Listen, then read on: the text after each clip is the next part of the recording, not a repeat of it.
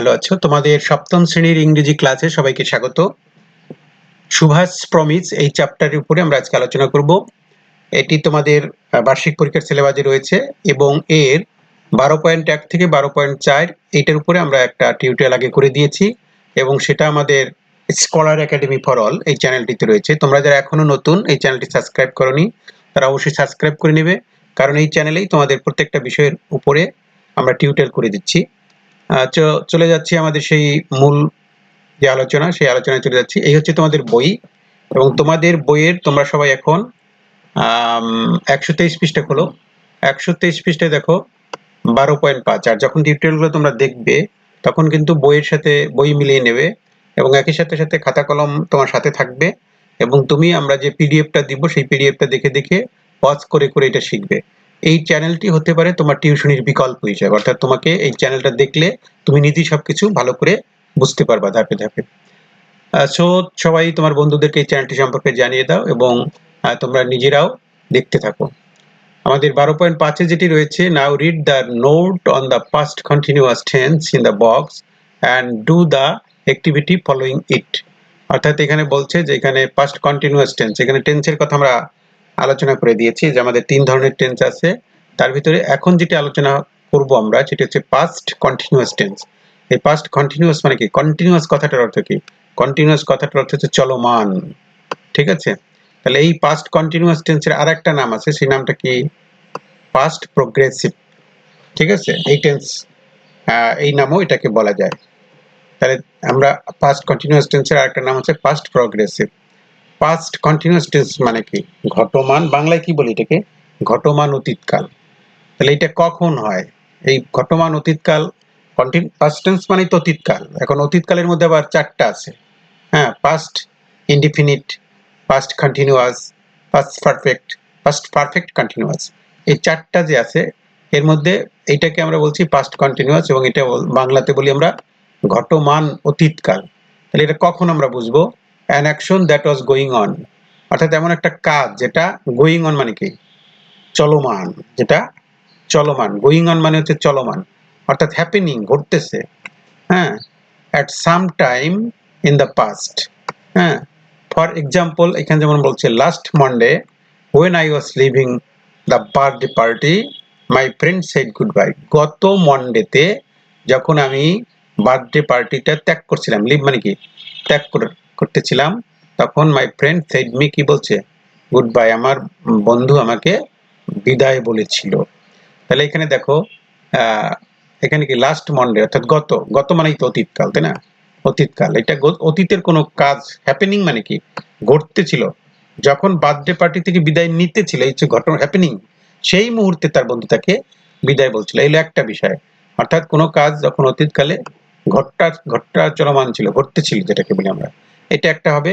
আর একটা হবে past habit, মানে অতীতের কোনো অভ্যাস। অতীতের কোনো অভ্যাস বলতে কি বোঝাইছে? যেমন my father's school was close to his home.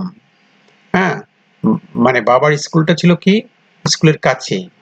So he was always walking to school. সে সবসময় কি করতো? স্কুলে হেঁটে যেত। এটা তার অতীতকালের একটা অভ্যাস। তাহলে অতীতকালের পাস্ট হ্যাবিট বুঝাইলেও এইটা হয়। তাহলে দুটো ক্ষেত্রে হয়, একটা কোনো কাজ অতীতকালে হ্যাপেনিং হচ্ছিল, মানে ঘটতেছিল, অনগোয়িং অবস্থা ছিল, এবং অতীতের কোনো অভ্যাস।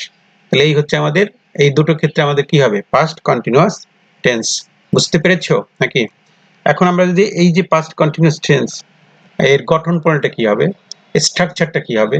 ফার্স্ট কন্টিনিউয়াস টেন্সের স্ট্রাকচারটা হচ্ছে প্রথমে সাবজেক্ট বসাবো আমরা, তারপরে ওয়াজ বয়ার বসাবো, তারপরে মূল ভার্ব বা মেইন ভার্ব বসাবো এবং সেটার সাথে আইএনজি যোগ করব। এরপর এক্সটেনশন যদি যা যা থাকে সেগুলো এখানে বসাই দেবো। তাহলে আমার মূল কাজ কি? প্রথমে সাবজেক্ট, তারপরে এই ওয়াজ বয়ার অর্থাৎ বি ভার্ব বসাইতে হবে। এখন কোথায় ওয়াজ হবে, কোথায় আর হবে সেটা তো আমরা জানি। যেমন আইর পরে কি হবে? I was, we were, you were, he was, Rahim was, Karim was. হ্যাঁ, অর্থাৎ থার্ড পারসন সিঙ্গুলার নাম্বার থাকলে হবে ওয়াজ এবং আইর ক্ষেত্রে হবে ওয়াজ, বাকি সব ক্ষেত্রে কি হবে? Were. They were, you were. তারপরে মেইন ভার্ব, যেমন উদাহরণ যদি বলি ইট ওয়াজ রেইনিং। এখন ইটটা কি? ইটটা হচ্ছে থার্ড পারসন সিঙ্গুলার নাম্বার, অর্থাৎ হি, সি, যত নাম, যত একবচন, এগুলো হচ্ছে এবং ইট, এগুলো হচ্ছে থার্ড পারসন সিঙ্গুলার নাম্বার। সেই জন্য এটার পরে ওয়াজ হয়েছে, এবং মূল ভার্ব হচ্ছে রেইন, রেইনের সাথে আইনজি যোগ হয়েছে। আর আরেকটা বিষয় হচ্ছে ইয়েস্টারডে যখনই দেখবো সেটা কি হবে, পাস্ট টেন্স হবে, আমাদের অতীতকালের ঘটনা। এটা হচ্ছে আমাদের একটা ফর্ম। আর যদি এটাকে নেগেটিভ ফর্ম করতে চাই তাহলে একটা নট দিতে হবে। অর্থাৎ নটটা কোথায় বসবে, ওয়াজ আর অর্থাৎ বি ভার্বের পরেই নটটা দিব, আর সব একই থাকবে।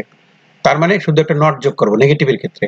আর ইন্টারোগেটিভের ক্ষেত্রে কি করব, এই যে ওয়াজ বয়ার আছে, যেমন উদাহরণ এখানে একটা আছে, দি সান ওয়াজ নট শাইনিং দেন, হ্যাঁ এটা নেগেটিভ হলো।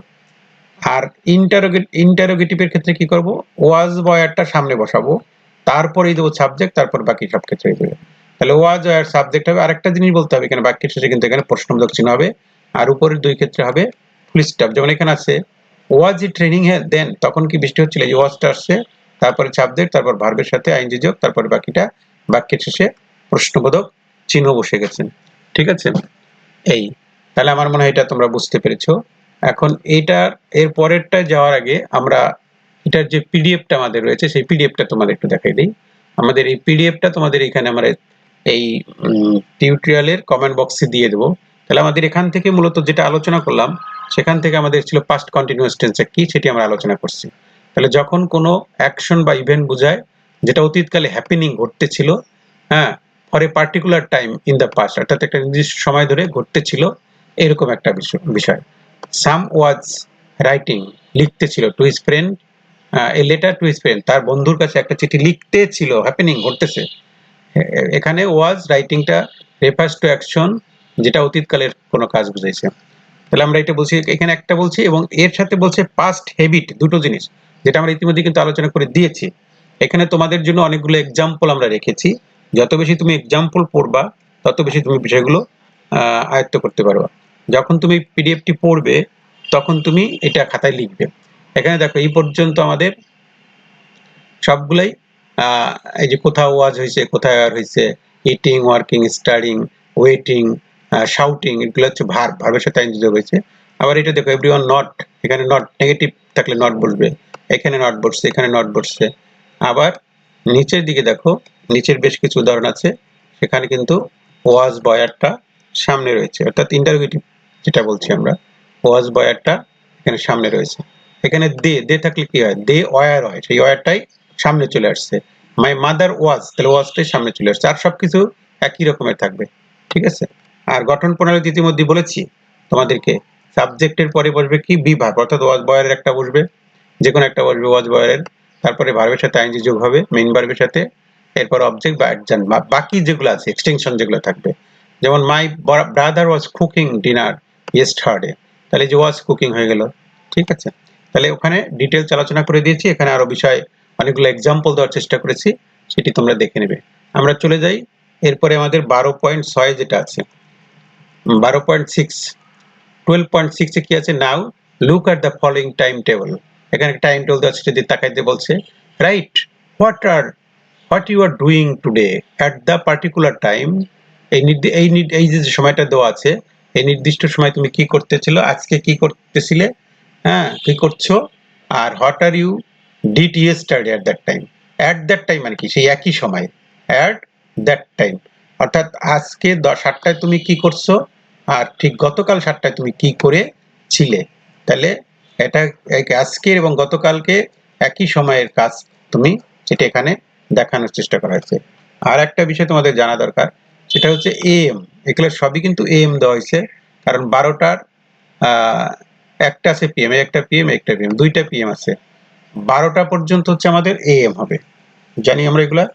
12টা পর্যন্ত হচ্ছে এএম, এবং 12টার পরে যতগুলো আছে সেগুলো হবে সবই পিএম। এই দেখো 12টা পর্যন্ত দেওয়া আছে এএম, এবং 12টার পরে যেগুলো দেওয়া আছে সেগুলা পিএম। বুঝতে পেরেছ? তাহলে পিএম মানে কি, পোস্ট মেরিডিয়াম, আর এএম মানে কি, এন্টি মেরিডিয়াম। এই দুটোর অ্যাব্রিভিয়েশনটা আমাদের জানতে হবে, পোস্ট মেরিডিয়াম আর এন্টি মেরিডিয়াম। এরপরে দেখো এখন ওই টাইমগুলো দেওয়া আছে, যেমন today at 10 AM I am taking a bath, আমি গোসল করতেছিলাম। টুডে আজকের 10টায় আমি কি করতেছি, আমি বাথ মানে গোসল করতেছি।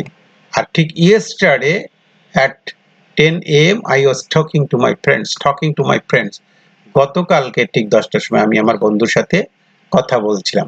এখন 10টায় 10 AM এটা দিয়ে দেখাইছে, তুমি এরপর 7 AM তুমি কি করেছো, এইটা প্রত্যেকটা এখানে লিখতে হবে তোমাকে। তাহলে আমরা উত্তরটা এখানে দেখিয়ে দিচ্ছি তোমাদেরকে। এখানে যেটা দেখো আছে, প্রথমটা তো আমরা বললাম, দ্বিতীয়টা যে আছে আমরা টুডে at 7 AM, আজ সকালে আমি কি করছি, আম 7 AM I am স্টাডিং মানে পড়াশোনা করতেছি। আর ইয়েস্টারডে 7 AM কি করছিলাম, স্লিপিং ঘুমাচ্ছিলাম।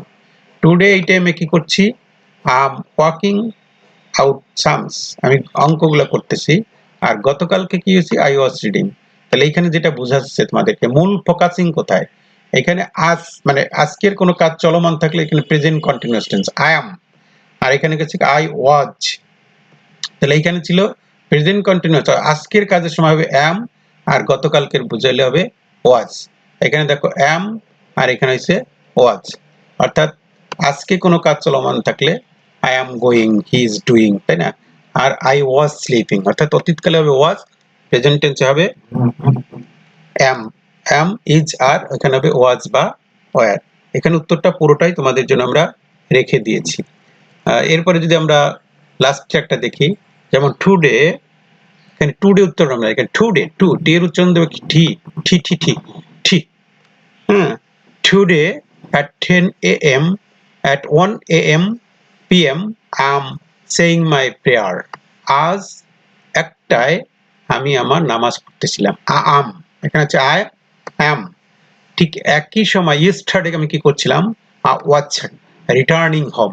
হ্যাঁ, আমি বাড়ি ফিরছিলাম। এখানে 12:30টার সময় কি করছিলাম, I was listening to my teacher, আমি আমার টিচারের কথা শুনছিলাম। তাহলে পুরো উত্তরটা তোমাদের জন্য আমরা এখানে রেখে দিয়েছি এবং এটা তোমরা পিডিএফ আকারে পেয়ে যাবে। পরের প্রশ্নটা আমরা চলে যাই। পরের যে বিষয়টি আছে সেটি হচ্ছে 12.7 অর্থাৎ 12.7 যেটা আছে, read the sentence given below.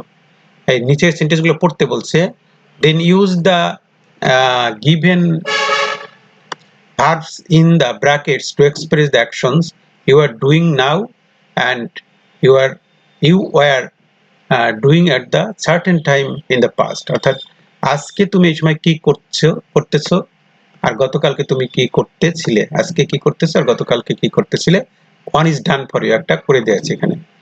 যেমন today I am having my breakfast with my little sister, আমি আজকে আমার ছোট বোনের সাথে ব্রেকফাস্ট করতেছিলাম। আম হ্যাভিং এখানে ভার্ব, মূল ভার্বটা এখানে হ্যাভিং, ঠিক আছে। আর গতকাল yesterday I was having my breakfast with my grand parents, এখানে হ্যাভ ভার্বটা দেওয়া আছে, ব্র্যাকেটে যে ভার্বটা দেওয়া আছে সেই ভার্ব নিয়ে আমাদের করতে হবে আজকে কি করছে আর গতকালকে কি করছে। যেমন এখানে আছে মেক, এখানে ভাবটা কি যে মেক, তারপর আছে হেল্প। মেক মানে কি, মেক মানে হচ্ছে তৈরি করা, হেল্প মানে কি সহযোগিতা করা, গো মানে কি যাওয়া। প্রত্যেকটা ভার্বের ডিটেলস জানতে হবে। যেমন এখানে আছে মেক, মেক এটা প্রেজেন্ট টেন্স, মেক তারপরে কি হবে মেক মেড, মেড তাই না, মেকের পাস্ট টেন্স কি মেড, হ্যাঁ তারপরে একটা পাস্ট পার্টিসিপল মেড। যেমন help help help, go went গান, ক্যান, এরকম আমাদের ভার্বের প্রেজেন্ট ফর্ম পাস্ট ফর্ম এগুলো জানতে হবে। এখন 2 নম্বরের যে উত্তরটা আছে, যেমন টুডে আই ড্যাশ, দেখেন দুটো জিনিস বসাইতে হবে, অর্থাৎ আয়ের পরে যেহেতু এখানে প্রেজেন্ট টেন্স হবে এই পাশে, তাহলে আই অ্যাম হবে, আয়ের পরে কি হয় অ্যাম হয়, আই অ্যাম এখানে ভার্বটা কি আছে মেক, এই মেকের সাথে তাহলে কি হয়ে যাবে আইএনজি যোগ হয়ে যাবে কন্টিনিউয়াস টেন্সে।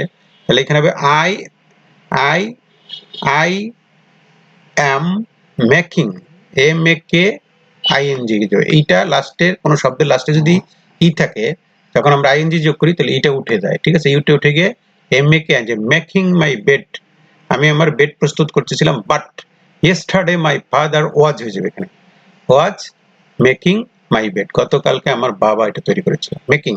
তারপর ঠিক একইভাবে now I my sister is হবে, হ্যাঁ মাই সিস্টার ইজ, এখানে ভাবটা কি হেল্প, হেল্পের সাথে কি হয়ে যাবে helping, my now my sister is helping my mother but last Friday I was helping my mother. ঠিক এইভাবে তোমাদের এই উত্তরগুলো করতে হবে, ঠিক আছে। এখানে কয়টা দেওয়া আছে তোমাদের জন্য, 10টা দেওয়া আছে। আমরা তোমাদের জন্য এই 10টা প্রশ্নের উত্তর করে রেখেছি, সেগুলো একটু তোমাদের দেখিয়ে দিই। এই 3 নম্বরটা যদি আমরা পড়ি, 3 নম্বর পড়েছি, 4 নম্বর থেকে পড়ে যাই। Today today today I am going to school at 10 AM, 10টায় আমি স্কুলে যাইতেছি। But yesterday I was going to school at 9 AM, গতকালকে 9টায় গিয়েছিল। Now team Sunflower is cleaning, এখন সানফ্লাওয়ার দল এটা পরিষ্কার করতেছে the classroom, but yesterday team for the Padma was cleaning, গতকালকে কি করেছিল, পদ্মা দল করেছিল। This week I am supporting, support মানে কি, সমর্থন করা, ক্লিন মানে কি, পরিষ্কার করা, প্লে মানে কি, খেলা, ডু মানে কি, করা, ওয়াচ মানে কি, ওয়াচ মানে প্রত্যক্ষ করা, যেমন সিনেমাতে টিভিতে আমরা কোনো কিছু দেখি যদি, সেটাকে বলে ওয়াচ। আর কোনো কিছু এমনি দেখা ইংরেজি কি, সি, সি মানে দেখা, আর ওয়াচ মানে প্রত্যক্ষ করা, তবে এটা ব্যবহারটা আলাদা আছে। কোনো কিছু টিভিতে দেখা, তারপরে আমরা খেলা মানে ক্রিকেট খেলা দেখা, কোনো কিছু প্রত্যক্ষ করা, সেটাকে বলছি ওয়াচ। 9 নম্বরে যেটা আছে, now I am watching cartoon, আমি এখন কি করতেছি, কার্টুন দেখতেছি। বাট লাস্ট ইভিনিং, গত রাতে, গত সন্ধ্যাকালে I was watching a cooking show, আমি একটা রান্নার শো দেখতেছিলাম। 10 নম্বরে এটা আছে কি, today at 10 PM I am going to bed, আজ 10টায় আমি বিছানায় যাচ্ছি, PM, ঠিক আছে। But last night at 10 PM I was going to my uncle's house, আমি গতকাল 10টায় আমার আঙ্কেলের হাউসে যাইতে ছিলাম। এই হচ্ছে তোমাদের, আমরা 12.7 পর্যন্ত করে দিলাম। 12.7 যেটা আমাদের আছে আজকে, এই ক্লাস এই পর্যন্তই। আমরা 12.8 নিয়ে আগামী ক্লাসে আলোচনা করব। তোমরা এই